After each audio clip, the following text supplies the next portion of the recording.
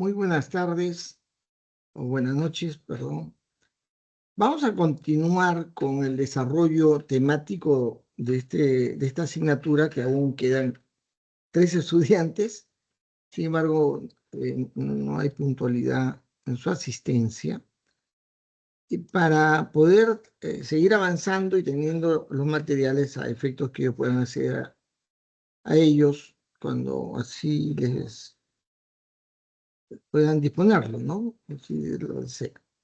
Bien, hoy nos toca trabajar, o sea, el tema eh, del el modelamiento de negocio. Y lo hemos empezado la semana pasada, llegando hasta una parte de esta metodología, porque es una metodología que es de utilidad fundamental en la ingeniería de sistemas, sobre todo por el hecho de que normalmente la tarea que tiene el ingeniero de sistemas está relacionado al estudio de necesidades y a determinar eh,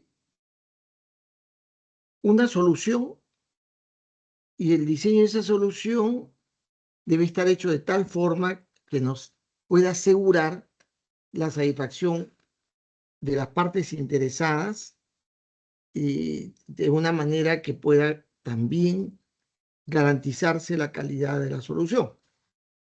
Y habíamos estado hablando de la fase 1, que tiene que ver con clarificar, tener en claro el propósito de este diseño, de un artefacto, un aspecto del negocio, al cual le llamamos el modelado del negocio o del sistema de negocio. Y hemos definido, revisado cómo podemos llegar a una definición clara del objetivo y el propósito de ese modelado. En la segunda fase, hemos mencionado que es muy importante el estudio del entorno. Y básicamente en ese sentido, a uno le voy a llamar el entorno lejano, aquellos aspectos que van a marcar los condicionantes o aquellos aspectos que son marco general en el desempeño de la solución que voy a desarrollar. Y también hemos denominado el estudio del entorno cercano, o el entorno cercano le hemos denominado aquellos interesados o involucrados que están muy de cerca con la solución que vamos a diseñar, en la que hay una relación de valor. Quiere decir que establecemos una vinculación que atiende una necesidad de dicho interesado, ¿no? Es decir, acá cuando nos refiere al entorno cercano, nos estamos refiriendo a todo o a todos los que van a interactuar con la solución. Y hemos hablado que ahí en eso se resuelve el definir claramente de quiénes se trata, con quiénes se va a interactuar, cómo se da la interacción que se tiene en este momento, y requerimos conocer básicamente sus necesidades, porque ellos van a calificar el sistema de negocio o la funcionalidad, el servicio que brinda la solución implementada. Y son quienes nos van a permitir tener una idea de cómo es el desempeño de dicha solución, por cuanto son ellos los que lo usan, ¿no? Y dado esta situación, identificando claramente aquellos aspectos que son relevantes, hemos hablado del MADE para este caso, cuáles son los aspectos relevantes que vamos a tomar en consideración en cada uno de esos ámbitos, y tomando en consideración los diferentes factores que dichos ámbitos tienen respecto a la interacción con la solución que vamos a diseñar recién. Entonces, de acuerdo a eso, hacemos una matriz de decisión estratégica, ¿no? Si hemos visto que a esa decisión hemos llegado. Luego de ello, pasamos a la siguiente fase. Y la siguiente fase es una fase más bien vital. He visto el entorno, los aspectos que tenga que ver con aquello que tenemos que ajustarnos necesariamente porque el entorno lejano así lo establece y también de cómo vamos a interactuar con los clientes. Vamos a entrar más al detalle, más claramente, a analizar la relación que vamos a tener con esos interesados, pero que se constituyen clientes de los servicios que nuestra solución va a proveer, ¿no? Y ahí recordamos que el foco empresarial desde la perspectiva de sistemas, de la perspectiva de la ingeniería empresarial o de la ingeniería de los sistemas empresariales, es el entendimiento de la necesidad de los clientes, así como nuestras metodologías para poder darle una solución parte del estudio de necesidad, nuestros clientes hay que estudiar la necesidad, el foco empresarial también requiere un entendimiento de la necesidad de los clientes, y eso es lo primero que hay que hacer. Y también esas necesidades tienen algún origen, un propósito trascendente, importante. Y posiblemente detrás de esa necesidad del cliente está el interés de nuestro cliente de satisfacer la necesidad del suyo, la necesidad de su cliente. Y eso es la mirada que debemos tener es en esa perspectiva, ¿no? Entonces, identificamos los clientes o usuarios, si desea llamarle así, y cuáles son los aspectos relevantes que debemos tomar en cuenta respecto al cliente. Un aspecto relevante es qué hace, cuáles son las actividades que realiza, qué servicios brinda, cuál es el core de su negocio, en qué consiste lo que quiere hacer y qué propósito se ha determinado para ello. También es muy importante en el nivel del cliente aspectos que rodean su desempeño, que le impone condiciones, le impone requerimientos, que son las normas que lo regulan. Pueden ser normas técnicas, normas legales, normas éticas, en fin, puede ser eso. Eso es muy importante tener claro. ¿Y qué características tienen los productos? Los productos o deben tener, ¿no? ¿Qué características deben tener los productos que ellos requieren? Los productos, perdón, en esta etapa, los productos que ellos proveen, ¿no? ¿Qué características tienen sus productos? Los que ellos van a producir. De esa manera voy entendiendo de una manera mejor, más apropiada, para hacer una conectividad mucho mejor en la línea de aprovisionamiento adecuado hacia el cliente, vincularme a lo que hace, ¿no? También puedo penetrar un poco más a entender, a saber, a conocer las características de su proceso.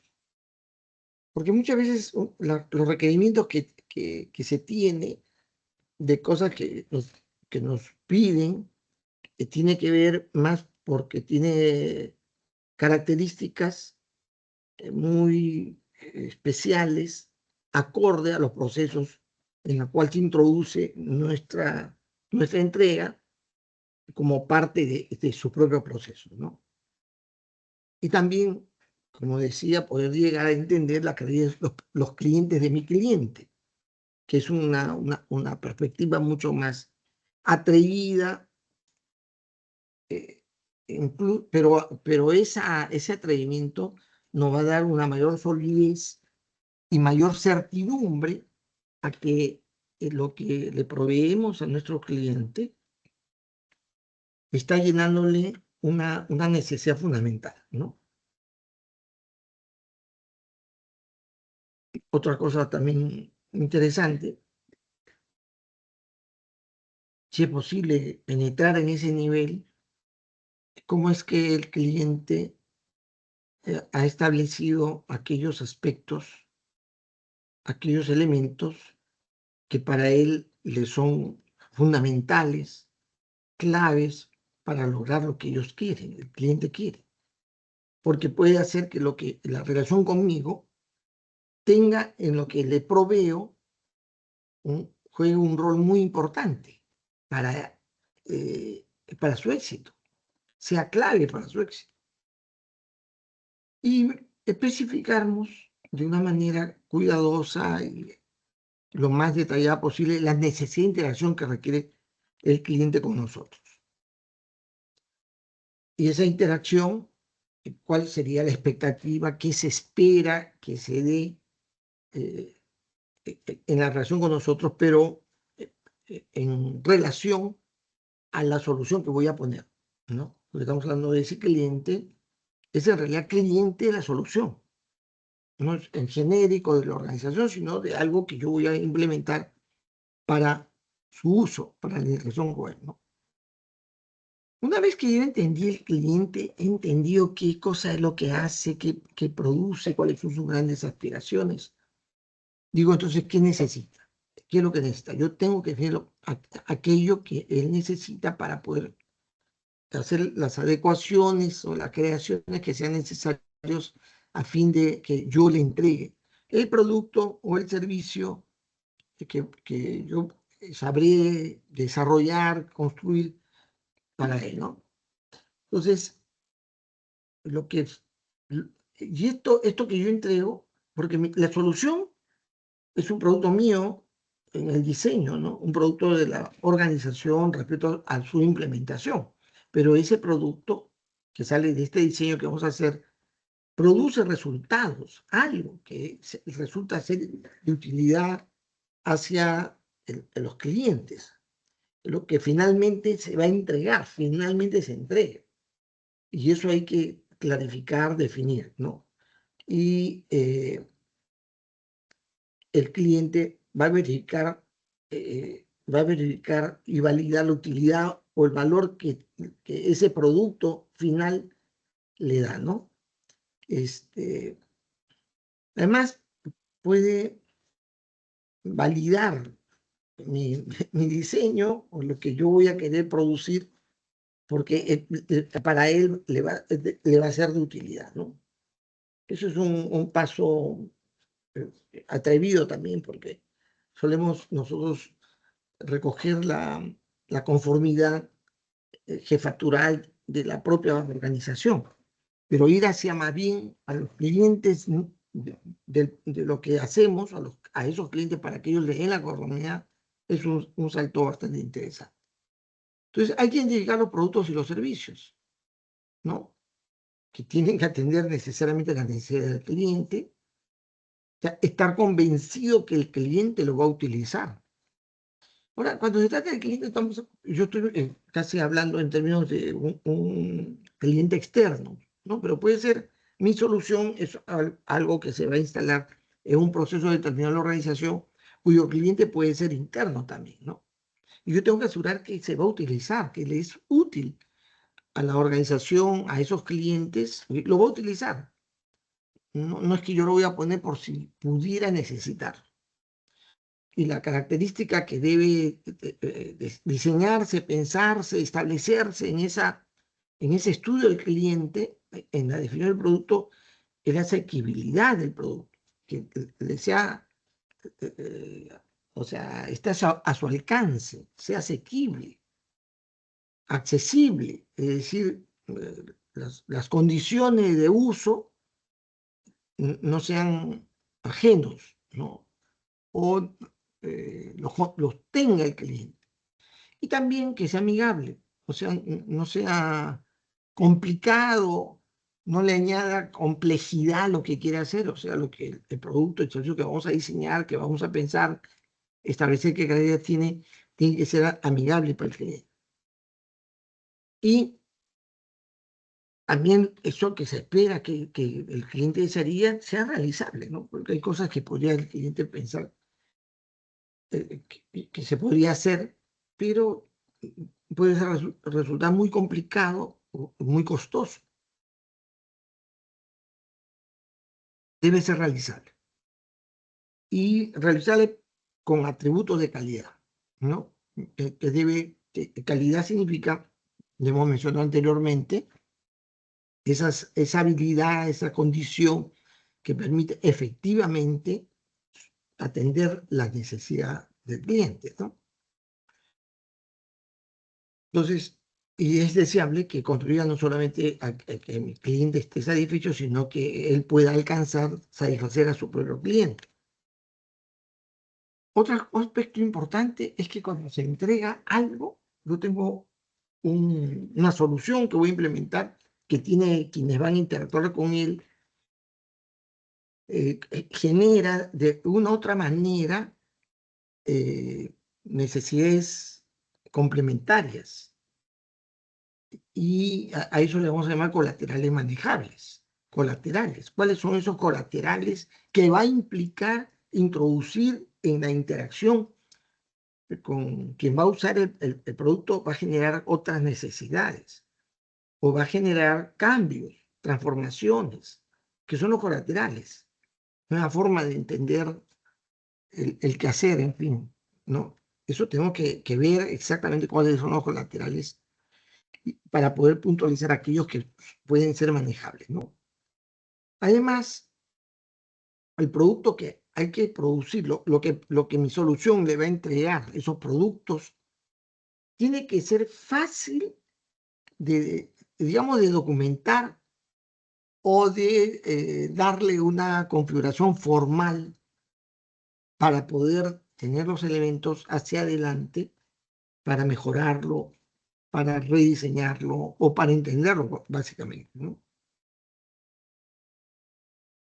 Entonces, la actividad 3, una vez ya entendido eso, determinado la característica de detalle del producto o de los servicios. No tenemos que ver tanto qué resultado va a entregar y qué características tiene, las funcionalidades y los requerimientos, o sea, aquello que se necesita para que dichas características estén dadas en los productos, ¿no? Entonces, determino esas características. Y entonces hay una serie de aspectos y consideraciones que se tienen en esta descripción característica. Por un lado está el tema del producto, su denominación. Hay una serie de aspectos. Mucha gente le gusta denominar el producto con una, ¿cómo se llama? Un acrónimo, una expresión resumida de lo que es. Hay gente que le gusta poner así, ¿no? Este, en la aduana, en la SUNAT, perdón, se acostumbraba llamarle de esa manera, el PDT. El PDT, bueno, se le llama el producto PDT y al comienzo todo el mundo se sorprende. ¿Qué es PDT? PDT, que es el programa de declaración telemática, así se abrevia.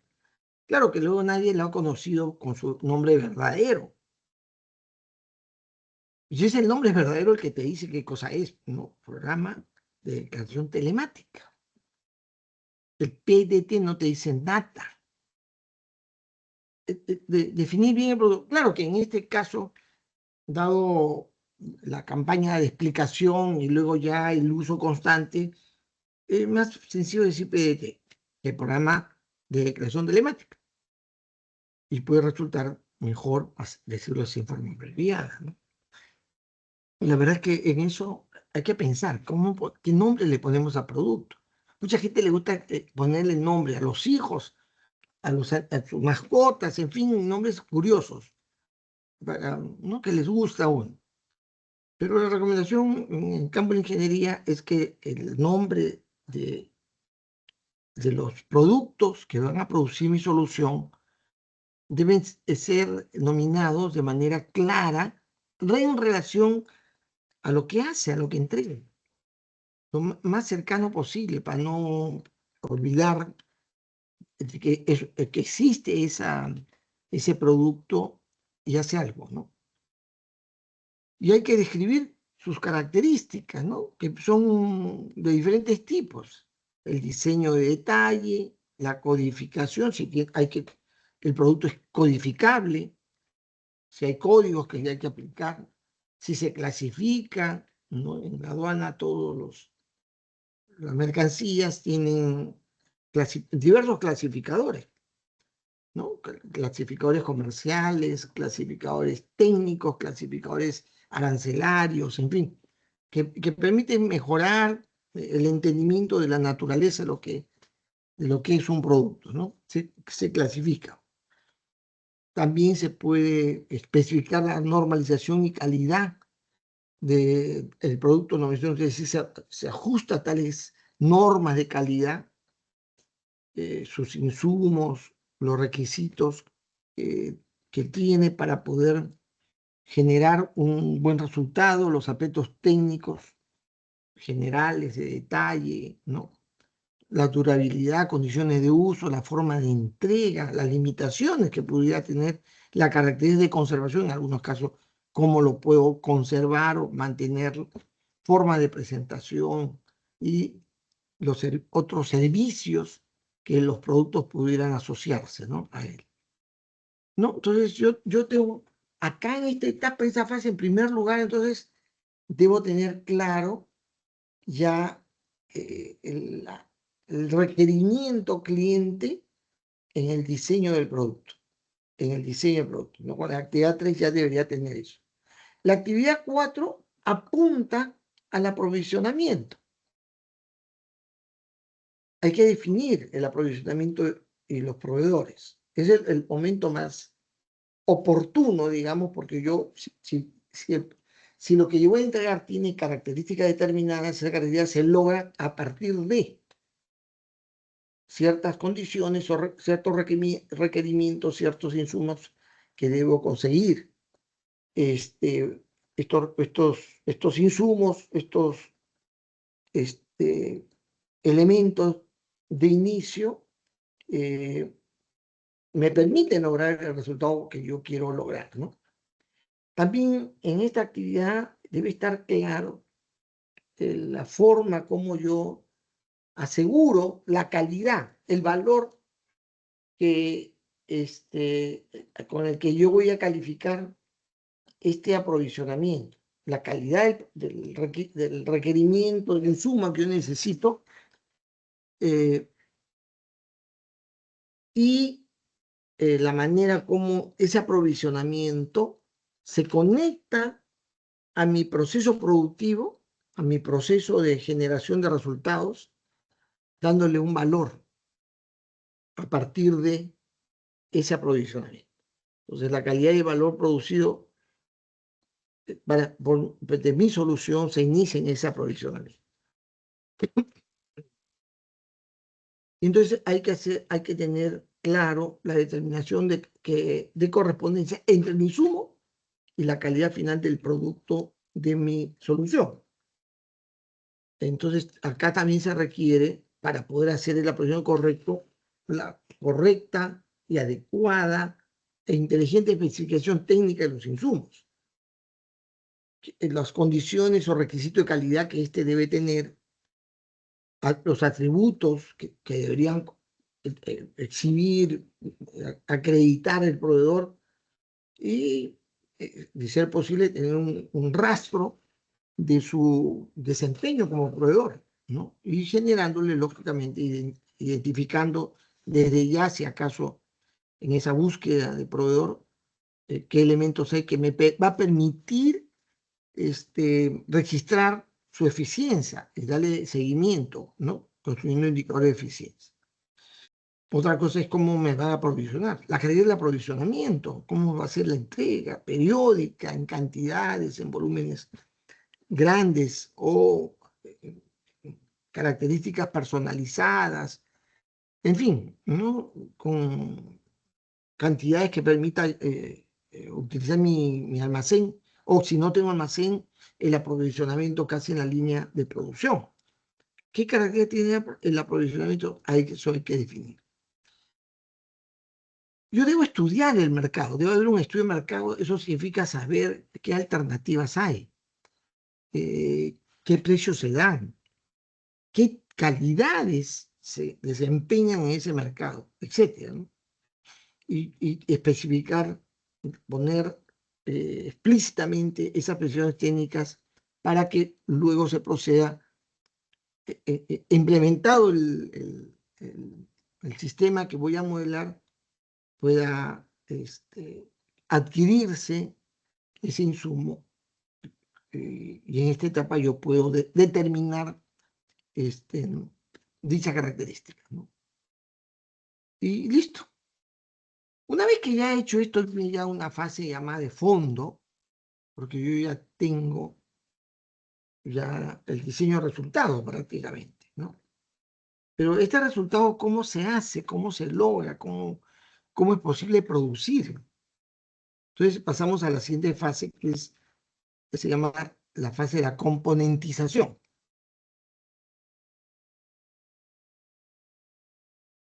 ¿Qué es la componentización? Es definir qué componentes tiene la solución. Esa solución, voy a la solución, ya sé que va a producir, cómo se va a aprovisionar.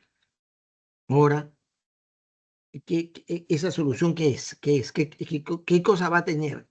Y yo digo, va a tener estas funcionalidades, estos componentes, ¿no? Estas unidades de funcionamiento, estas unidades productivas, etcétera, o estas etapas de producción, cada uno un componente determinado. Y componentizar facilita el proceso de construcción, porque yo puedo, digamos, por separado,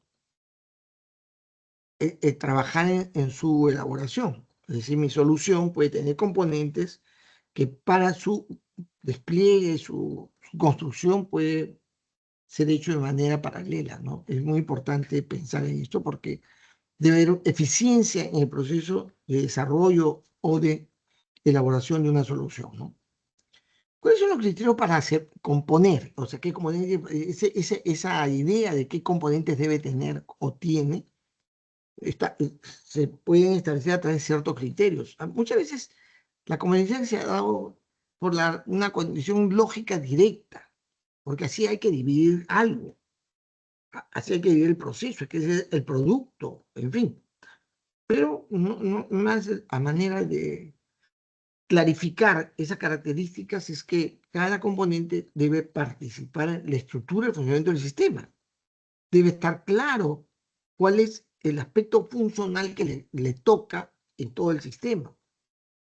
Además, como que un componente se le llama así porque tiene cierto grado de autonomía. Es algo que tiene integridad de funcionamiento y autonomía en su proceso.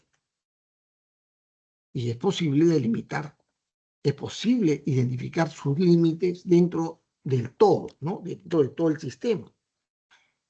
Posee, por lo tanto, identidad. Cada componente es una identidad. Yo por el sistema de transporte, de comercio exterior, tiene un, digamos, componente de transporte marítimo, transporte aéreo, de la logística portuaria, de la distribución de los productos. Tiene, digamos, 4 o 5 componentes que yo los identifico porque mi solución está constituido por ellos, ¿no? Y tiene identidad. Cada componente tiene identidad propia. Además, hay interdependencia de un componente con los otros. Hay una interdependencia. ¿De qué manera es la interdependencia? Eso es lo que hay que tener claro. Una componentización, entonces, es una manera de entender el sistema como un todo, pero por sus partes, por los que compone, ¿no?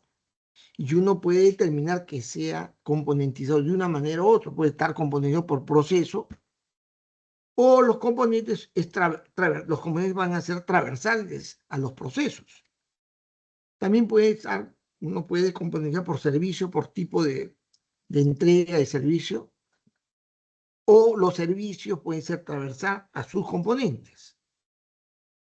También puede separarse cada componente por cada digamos, unidad de negocio que éste sostiene, ¿no? Este soporta. O también puede ser transversal a estas unidades de negocio. También se puede mencionar que una solución está componentizado de acuerdo a lo que establecen los regímenes legales. Y entonces, de tal manera que yo puedo, mi sistema, mi modelo de negocio, determinar aspectos que responden a exigencias legales. O también los componentes pueden ser transversal a dichas exigencias, ¿no? Algunos también llaman modernamente, más hacia adelante, han tratado de componentizar una solución por la viabilidad, por la viabilidad.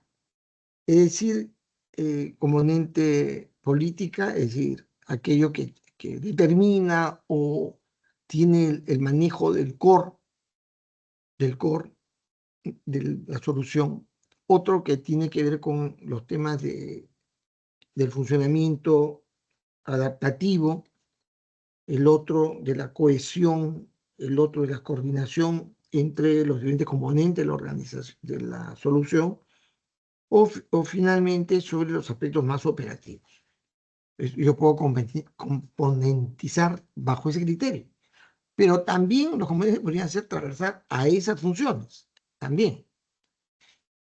La segunda actividad de esta fase es especificar las relaciones entre componentes, que va a permitir que se integre cada parte de una manera apropiada, pero sobre todo teniendo claramente las interfaces, es decir, la relación que hay entre cada componente. Yo podré hacer un desarrollo paralelo y rápido de cada uno de ellos, ¿no?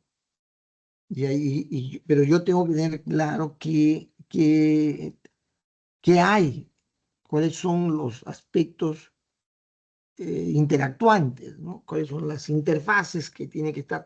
Y normalmente yo determino cómo se van a intercambiar información, energía, en fin, decisiones, qué sé yo, entre componente y componente.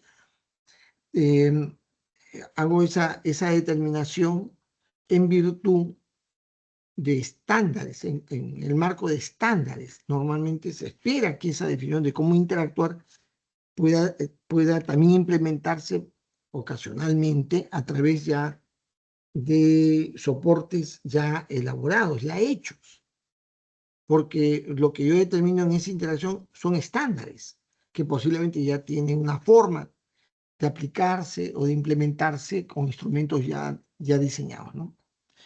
La naturaleza de esa interacción puede ser, si se trata de información o de definiciones de información que van a surgir en esa interacción entre componentes. También pueden ser documentos físicos, documentos electrónicos, materiales, energía, mercancías o servicios.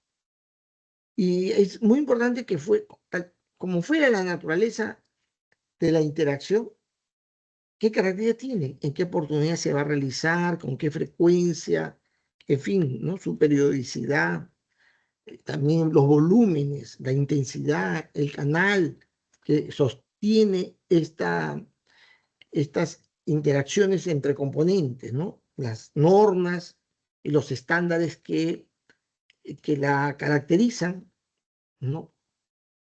Y las expresiones técnicas, ¿no? Para componentizar, yo he establecido, digamos, una delimitación de las diversas partes que tiene la solución, ¿no? Y, y yo tengo que saber también cómo esa componentización me está llevando a entender eh, claramente cómo yo debo llevar cómo implementar eh, aquellas cosas que tienen que ver con esos componentes que salen del estudio que se hizo o se puede volver a hacer de el entorno lejano en la que existe un registro, un documento que se llama MADE, en la cual hemos definido que para ciertos ámbitos y, digamos, diversos factores, va a tener que tomarse en cuenta ciertas decisiones, ¿no? Entonces, por ejemplo, yo necesito para poder clarificar dónde va, en qué componente va a ir, dónde se va a establecer. Por ejemplo, yo digo, en este ámbito no, en este componente, en este sujeto del entorno lejano, que es el medio ambiente y mercado, yo he revisado y ahora estoy estableciendo más específicamente en qué consisten las características que he tomado en cuenta de ese entorno para mis componentes, ¿no? Para identificar dónde va. Entonces, y acá es el ejemplo, ¿no? Si un ámbito del, del entorno lejano es el medio ambiente y el mercado, para algún tema que pudiera yo resolver con el diseño de una solución, yo digo, ese ambiente y mercado me da luces para ver qué carga debo tener alguno de mis componentes, y para la solución que yo quiero, un factor muy importante es el incremento del comercio. Es un factor. Realmente, un factor que debemos tener en cuenta es el incremento creciente del comercio exterior, del comercio. Y ante eso, mi producto, ¿qué debe considerar? Y la edición que hemos analizado y estudiado es que yo debo darle más eficacia al control, sea más eficaz para poder incrementar, dado que se incrementa el comercio, debo incrementar la facilitación para hacer más rápido el proceso. Yo puedo, y la solución debe tomar en cuenta eso. También la solución debe, frente al medio ambiente y el mercado, hay un factor que se llama demanda de eficiencia y rapidez, o sea, hay una exigencia que seamos rápidos y eficientes. Yo determino en mi modelo las características necesarias para que la disponibilidad de la mercancía, que se le llama levante de mercancía, se pueda hacer en no más de 24 horas, ¿no? Para buenas prácticas, por ejemplo, ¿no? Como ejemplo, hay un factor que es el uso de formatos de intercambio electrónico de datos. Yo puedo analizar el tema y para mi solución vamos a utilizar el estándar CUSCAR, el de Naciones, no, el de la OMA, ¿no? El estándar de la OMA. Y en el factor demanda, eficiencia y rapidez, voy a pensar que en este ámbito de las buenas prácticas, adoptar el modelo de operadores económicos autorizados. Es decir, en las buenas prácticas hay en el mundo una figura que se llama operador económico autorizado. Es un modelo que traslada al propio importador, al propio privado, adoptar ciertos autocontroles o mecanismos que me den la seguridad que las operaciones de comercio se hacen correctamente, honestamente. En fin, es un ejemplo. Es decir, yo esos elementos que estoy tomando van a ser incorporados y tengo que fijar en qué componentes va a tener que tomarse en cuenta. La cuarta actividad es identificar las interacciones más bien ahora con los que van a tener una relación cotidiana con mi solución. ¿De qué naturaleza es esa interacción? Es información y la metainformación que va asociada a esa información, si son documentos físicos, electrónicos, materiales y mercancías, si son servicios, o también yo tengo que definir que esa interacción que se da son interacciones que están sostenidos en procedimientos requisitos determinados. ¿De qué naturaleza es? Entonces, yo tengo que identificar bien esa interacción, de qué se trata, ¿no? Cuáles son los procedimientos y requisitos asociados y especificar bien la característica de esa interacción, la oportunidad y frecuencia, el volumen, ¿no? La cantidad, los atributos funcionales y no funcionales que se requiere en esa interacción, la intensidad y el canal, las normas y estándares que están vinculados a esa interacción y las soluciones técnicas que van a permitir que la solución pueda contar con, digamos, los elementos que me permitan esa interacción correctamente, ¿no? Muy bien, una vez que yo ya he concluido esa fase, que es, como hemos mencionado, perdón, claramente el propósito, el entorno y los componentes y cada uno de sus características, yo ya tengo definido lo que hay que hacer, la solución, qué cosa es lo que hay que construir. Y también voy a incorporar en la solución que voy a diseñar aquello que sale del análisis del entorno lejano y el entorno cercano. Y luego ya paso propiamente al diseño del funcionamiento de los procesos de la solución. Para eso, un primer aspecto es ir a la arquitectura empresarial,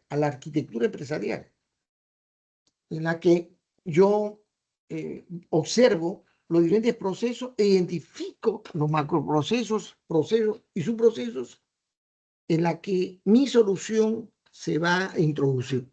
Mi solución lo va a transformar. Mi solución lo va a mejorar. Mi solución va a contribuir a lo que ahí se hace. ¿Ya? Entonces yo tengo que identificar, dándole un marco claro dentro de la organización a qué proceso pertenece.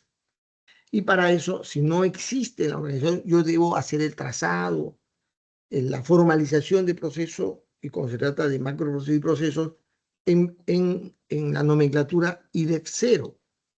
Una vez que está documentado y aún no lo esté, yo identifico el proceso, el macroproceso y el proceso en el cual mi solución va a estar soportado, forme parte, ¿no?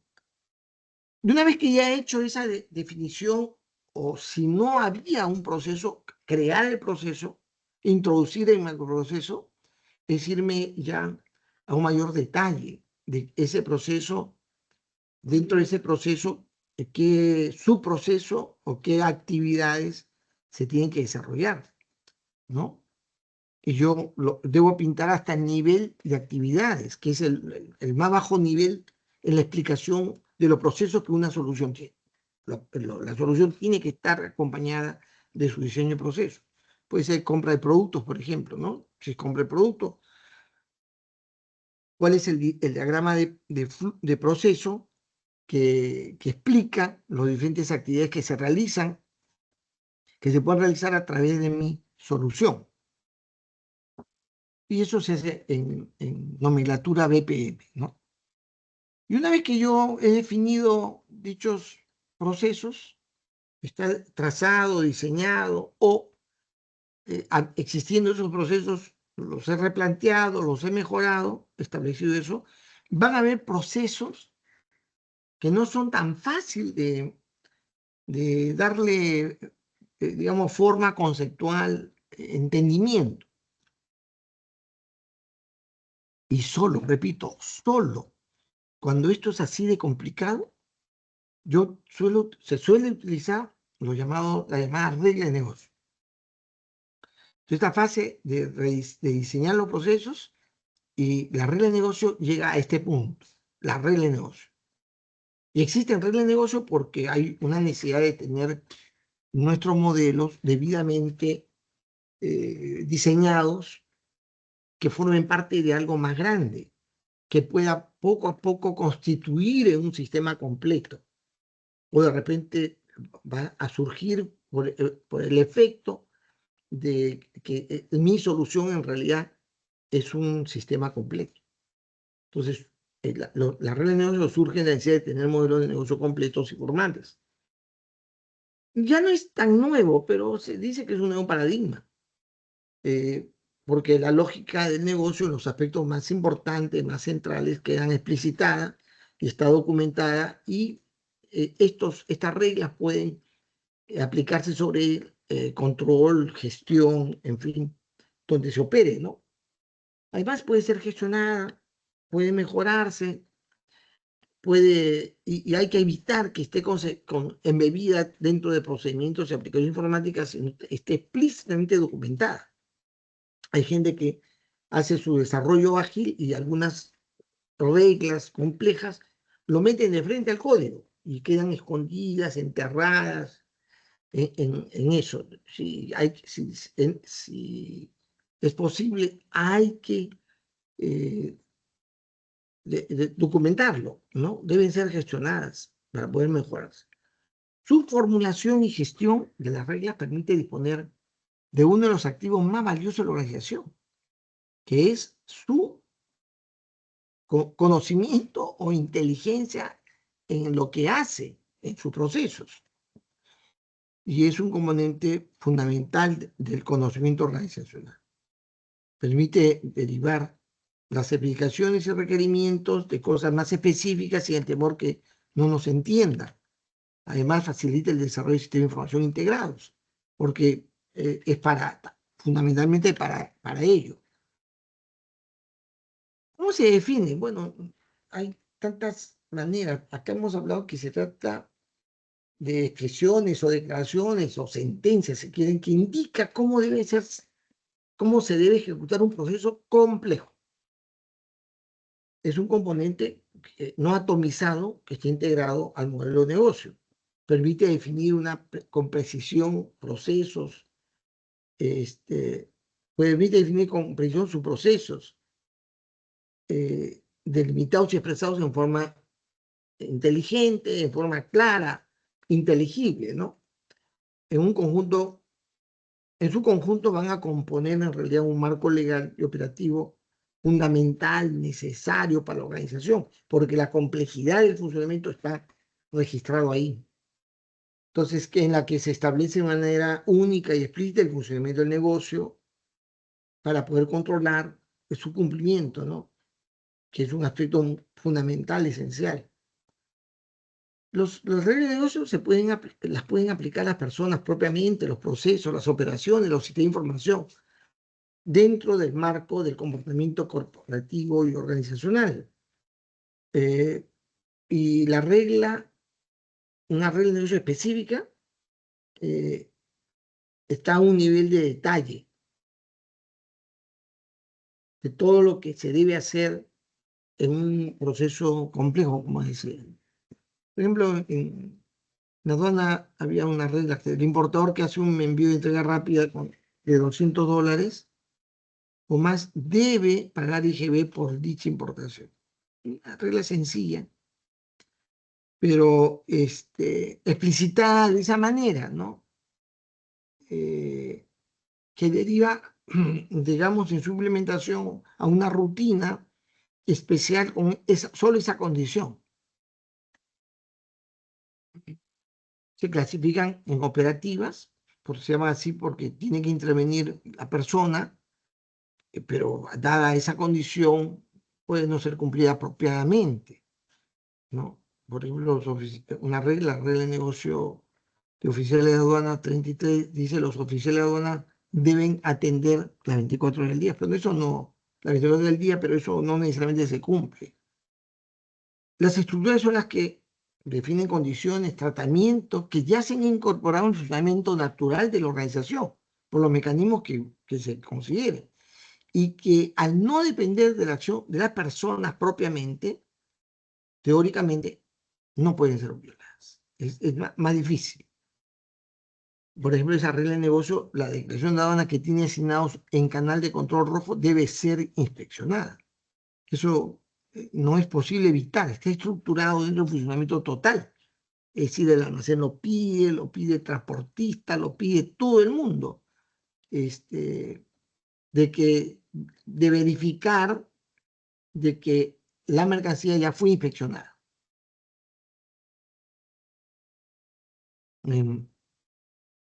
También, por su naturaleza, pueden ser textuales, escritas, ¿no? Y hay un grado de interpretación de lo que se escribe. Normalmente uno interpreta de una manera, otro de otra manera. Por ejemplo, si los derechos liquidados de la declaración de deuda han sido cancelados, se autoriza el levante y la salida de mercancía del depósito temporal. Uno podría pensar eso hay que hacer de manera inmediata, que salga, ya porque ya están liquidados los derechos, ¿no? Y han sido cancelados. Pero no, pues, porque hay otra condición que no está acá, que tiene que ver con el control físico, si es que tiene así, para poder sacar la mercancía, ¿no? Entonces, depende del conocimiento, la interpretación de quien quiera aplicar.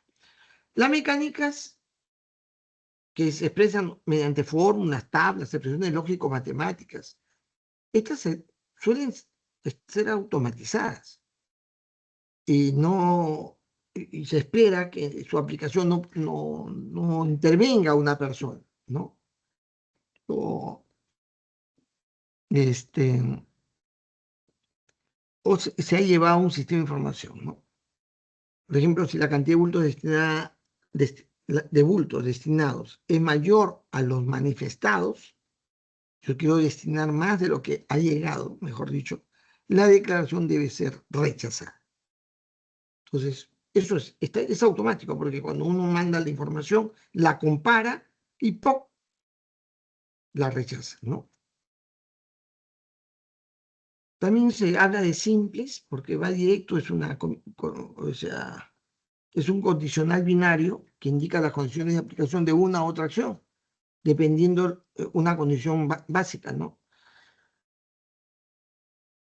También a veces una simple es en realidad una invocación, una rutina ya definida. ¿Ejecutas esto o ejecutas esto? Algo así, ¿no? Si un despacho anticipado no se ve, si es un despacho anticipado, no se verifica el manifiesto simple. Es decir, pero el que más se utiliza es la lógica procedural, ¿no? Que encadena diferentes, digamos, componentes simples y de manera jerárquica. Si la mercancía es predecible, debe verificar si existe un momento resolutivo asociado a la ventanilla única de comercio exterior, y si no es así, se verifica si tiene una solicitud única, un SUSE, activada. De ser así, se procede a numerar. Es decir, siempre existe este tipo de una cadena de condiciones. Y lo complejo representa fórmulas, subtablas, expresiones lógico-matemáticas e incluso bucles. Si el portador se encuentra en tabla de riesgos y la partida declarada o las adyacentes están sujetas a restricciones, asignar a canal naranja. Si es que el monto no supera el monto máximo, de otra manera, asignarlo al canal rojo. A veces hay esto y eso son reglas que están consideradas pues, como complejos y además se soportan un algoritmo. La regla de negocio se construye con lenguaje natural. Es lenguaje natural. No es coloquial. Hay que evitar el lenguaje coloquial porque no suele ser preciso. Y entonces esto es muy importante. No olvidar. Porque la gente cree que debe ser sencillo, pero en realidad, sí, debe ser sencillo, pero debe obedecer a las reglas de la semántica y la sintaxis que permitan no confundir lo que se está diciendo, ¿no? Entonces, el lenguaje natural estructurado utiliza expresiones tautológicas o booleanas, en la que el resultado es o esto o esto. Y así se construye la lógica, que es una lógica simbólica proposicional, o mejor dicho, una expresión clara y lógicamente entendible, en la que se utiliza una terminología básica que parte de los elementos fundamentales de lo que es la ciencia o el análisis semiótico. Si esto sucede, hagas esto. Si no, hacer esto otro. Así de simple. Es un lenguaje realmente limitado. Lo que le da, por eso es que es más preciso, más claro, evita ambigüedades, se utiliza para especificar algoritmos, por eso se utiliza para eso, que fácilmente puede ser pasado a un lenguaje de programación en la computadora. Si la categoría es 1, entonces barrer desde 1 o en todo caso,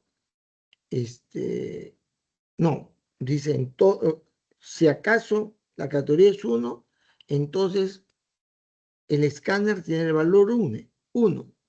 Si no, el escáner tendrá el valor 0. El análisis semiótico es la teoría general de los signos.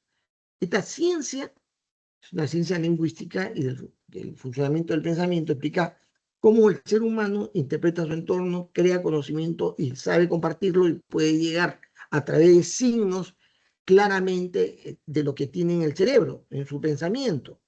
El signo lingüístico es una entidad compuesta por el significante, el soporte utilizado, la expresión misma, el significado, cómo tú entiendes ¿no? Lo que estás escuchando, o si estás haciéndote la imagen mental apropiada a lo que te están transmitiendo. Y el referente, que es el objetivo real o imaginario que alude al signo, que en el espacio más concreto, más real, donde lo que estás mencionando se debe aplicar, ¿no? El lenguaje natural estructurado es bien sencillo, hay básicamente 3 formas. La acción hacerá en el dominio B si se cumple la condición C, a excepción del dominio D. Hacerá en el dominio B, y si se cumple la condición C, por supuesto, salvo, ¿no?, a excepción del dominio D, dice. Por ejemplo, revisar los bultos, el hacer, revisar los bultos y luego viene no, revisar los bultos que ingresan por equipaje, que es el dominio. Si cumplen, no, perdón, si el canal de selección es rojo. Entonces, revisar los bultos que ingresan por equipaje si el canal de selección es rojo. Si el canal de selección es rojo, es la condición. Salvo que el equipaje sea diplomático, es la excepción. Esa es la característica, el formato de la acción en lenguaje natural estructurado. El condicional.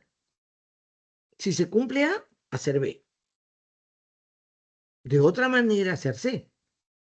En el dominio D, a excepción del dominio E. Es decir, hacerlo en un dominio determinado, a excepción de otro, ¿no? Ese es el condicional. Si el producto viene de un país que tiene tratado de libre comercio con el Perú, debe exonerarse del pago de impuestos. De otra manera, si no aplica las tasas arancelarias normales para los productos que están en la lista de partidas negociadas, salvo, si no aplicar, las tasas arancelarias normales para los productos que están en la lista de partidas negociadas, salvo lo que se les ha aplicado una salvaguarda. Entonces es un condicional. Si se cumple, ¿qué? El producto viene de un país que tiene tratado de libre comercio, como el Perú, ¿no? Luego vino entonces a hacer esto. Debe exonerarse del pago de impuestos, ¿no? Si no es así, de otra manera, hay que aplicar las tasas arancelarias normales. ¿En dónde? ¿En qué dominio? ¿No? Para los productos que están en lista de partidas negociadas, salvo o a excepción de los que se le ha aplicado una salvaguarda. hay una condición de repetición, hacer A B veces o hacer A mientras se cumple la condición B. Entonces, esta es la repetición, ¿no? La que genera los bucles. Entonces, una regla dice, verificar la cantidad de bultos en el manifiesto en todas las partidas arancelares, de hacer tal cosa tantas veces, en todas las partidas. Hay otra forma, hacer, ¿no? Perdón, descontar de la cuenta corriente el peso declarado hasta que concluya los ítems declarados o supere la cantidad establecida, ¿no? Está el hacer y las condiciones. Las reglas deben ser comprensibles, independientes de los procesos, independientes de su nivel de cumplimiento, porque quizá, bueno, es aplicado a los procesos. Y además, la regla de uso está definido, pueden que no se aplique, no lo usen, pero está bien definido, no debe haber una condición ahí de relación, dependencia. Necesitan ser formalizadas y clasificadas. La gestión de la regla de negocio forma parte de la gestión de la configuración, de la arquitectura de procesos y de la solución, ¿no? Acá hay un formato regla de negocio, ¿no? Con las características que debería tener, que es el nombre, una codificación, la edición completa de la regla, cuáles son sus excepciones, en qué casos hay excepciones, los requisitos, ¿no? Enumerándolos. Y luego también el control de cambios, ¿no? La vigencia, qué fecha fue vigente la regla anterior, quién autoriza los cambios en la regla y en qué consistió los cambios que se dieron con esta nueva versión. La base legal, la fuente, los procesos relacionados, las reglas también relacionadas. Acá hay un tema, hay reglas que están relacionadas, que son otras, ¿no? Pero que están vinculadas y es muy importante esto para poder facilitar la trazabilidad en las diferentes reglas de negocio. También hay una condición de isomorfismo que hay que anotar cuando la denominación de la regla, no, perdón, cuando la forma de la manera como resuelve lógicamente lo que hay que ejecutar en proceso, se parece a otro. Hay que aclarar debidamente a por qué es así. Igual la homonimia, es decir, su denominación es muy parecida, muy similar. ¿A qué se debe? Y luego, quién elabora la regla, quién la revisa, quién la aprueba, ¿no? Y termino con este aspecto que es, una vez que yo tengo el modelo de negocio, tengo los procesos, la red de negocio, claramente los productos que van a dar, en fin, ya estoy listo para que se desarrolle, se construya. Entonces, el modelo de negocio tiene una serie de aspectos, ciertos componentes, pero además implica una serie de aspectos. Entonces, yo tengo que formular los requerimientos, que es una hojita en la cual digo, construyase tal cosa. Y adjunto el modelo de negocio, en la cual están los procesos, están las reglas, están los productos que hay que tener, en fin. Le doy todo ese detalle y digo específico, hágase tal cosa. Y la persona que va a recibir el requerimiento para su construcción, lo que tiene que hacer es analizar el requerimiento, ¿no? Entonces pueden haber requerimientos informáticos, ¿no? Requerimientos de procedimientos que formulen los procedimientos, los requerimientos logísticos para la infraestructura en el cual va a ir la solución, los requerimientos tecnológicos que tienen que ver con aquellos elementos específicos de tecnología sobre el cual mi solución se va a soportar o se va a vincular.